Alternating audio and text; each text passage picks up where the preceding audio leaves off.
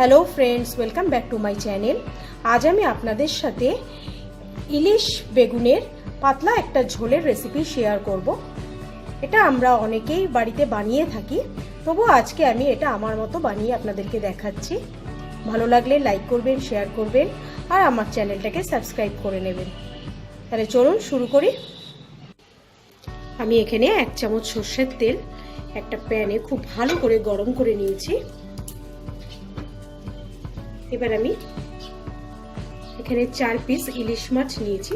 এই ইলিশ মাছগুলোকে আমি খুব ভালো করে নুন হলুদ মাখিয়ে 5 মিনিট রেখে দিয়েছিলাম। এবার একে একে এই মাছটা আমি এতে ছেড়ে দেবো।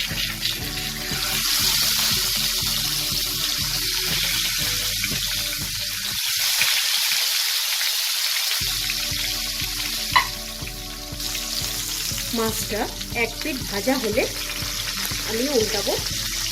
ইলিশ মাছ খুব একটা বেশি ভাজতে লাগে না, 2-3 মিনিটের মতো 1 পিঠ ভেজে নিয়ে আমি উল্টে নেব।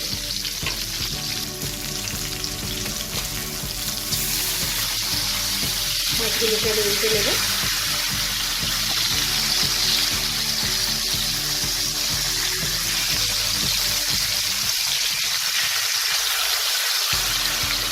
এই পিঠটাকে আমি 1 থেকে 2 মিনিট ভেজে নিয়ে তুলে নেব।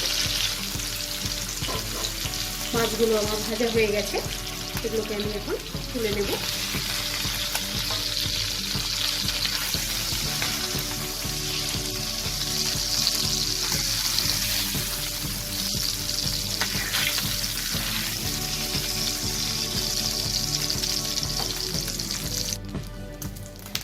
এবার এই তেলে আমি 2টো কাঁচা লঙ্কা মাঝখান থেকে ফাটিয়ে দিয়ে দেবো।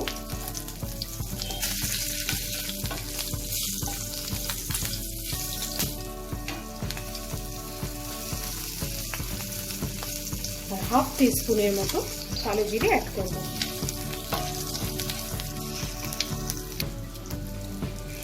কালো জিরেটা থেকে ভাজা ভাজা গন্ধ বেরিয়ে গেছে। এবার আমি লম্বা লম্বা করে কেটে রাখা বেগুন দিয়ে দেবো।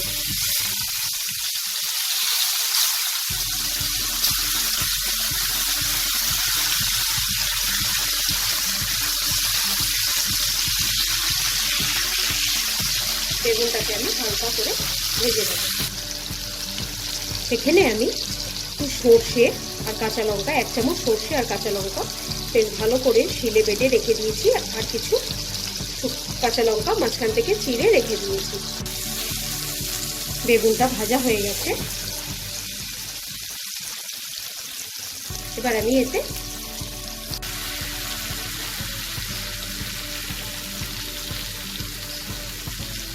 আর এতে পরিমাণ মতো জল অ্যাড করব।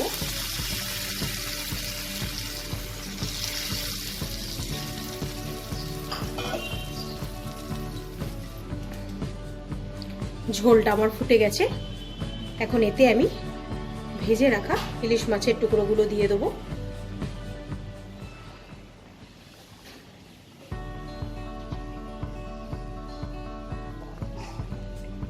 মাছটা ভাজার সময় আমি নুন দিয়েছিলাম, আর সর্ষেটা বাটার সময় আমি নুন দিয়েছিলাম। নুনটা পরে আমি অ্যাডজাস্ট করব, যদি লাগে তাহলে দেব। এখন এটাকে আমি 5 মিনিটের মতো একটু ফুটতে দেব। মাছের ঝোলটা আমার একদম রেডি হয়ে গেছে। আমি এবার গ্যাসের ফ্লেমটা অফ করে দিয়ে এটাকে বেড়ে নেব। তৈরি হয়ে গেল সর্ষে বেগুন ইলিশের ঝোল। আপনারা এটা গরম ভাতের সাথে ট্রাই করবেন, অসাধারণ লাগে। আজকের ভিডিওটা আপনাদের যাদের যাদের ভালো লাগবে লাইক করবেন, শেয়ার করবেন আর আমার চ্যানেলটাকে অবশ্যই করে সাবস্ক্রাইব করে নেবেন। আজকের মতো বিদায় জানিয়ে শেষ করছি।